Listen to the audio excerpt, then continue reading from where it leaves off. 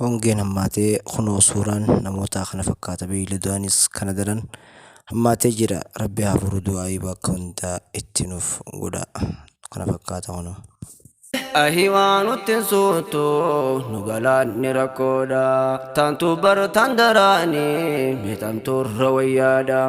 Hongeedhaan duguugamtee gammoojjiin tambaaleedha. Beeyladaan duraa dhumtee lakkoofsiisi baay'eedha.